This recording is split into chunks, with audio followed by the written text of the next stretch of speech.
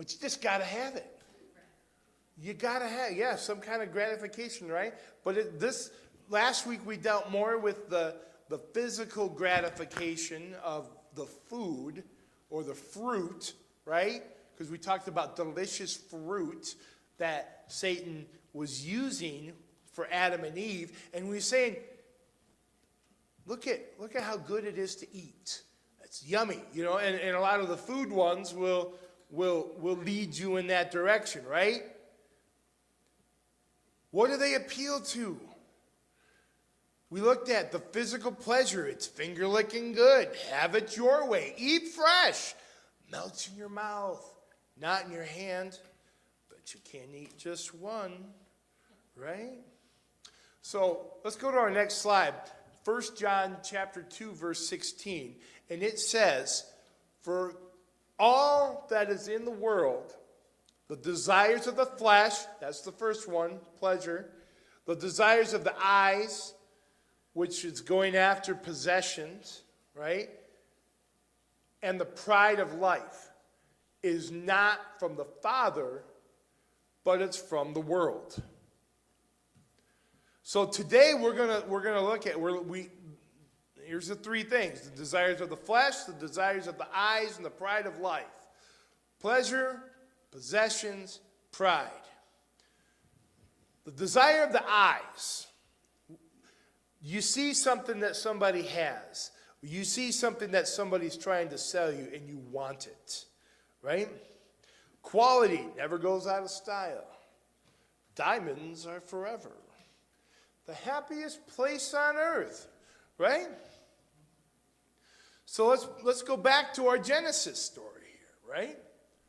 The serpent, he was more crafty than any other beast of the field that the Lord had made. He said to the woman, did God actually say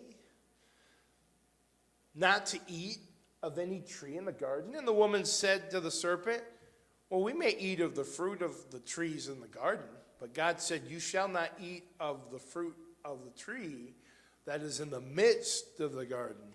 Neither shall you touch it, lest you die. Is that true? No. Not entirely. God said, do not eat from it. He did not say anything about touching it. Go back to where God actually says. Now, this is Eve's first misconception of what God said. Now, does that mean we should go and try and touch the thing that we're told not to eat? No. But we often will add things to what God actually says, which honestly, if that was true, all the more reason to stay away from it, right? But the serpent said to the woman, you will not surely die. For God knows that when you eat of it, your eyes will be opened, and you will be like God, knowing good and evil. So when the woman saw that the tree was good for food, there's that pleasure, that physical pleasure, right?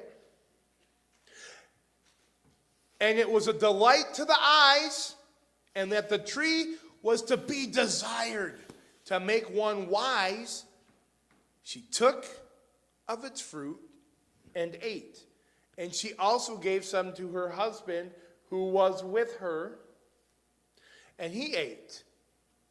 Then the eyes of both were opened, and they knew that they were naked.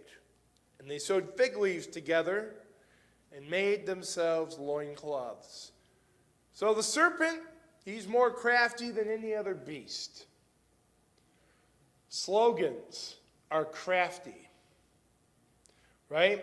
They're designed to lure you in to buy their products. I ate a lot of M&Ms growing up.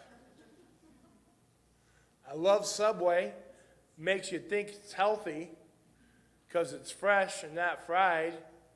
They don't tell you about all the sugar and carbs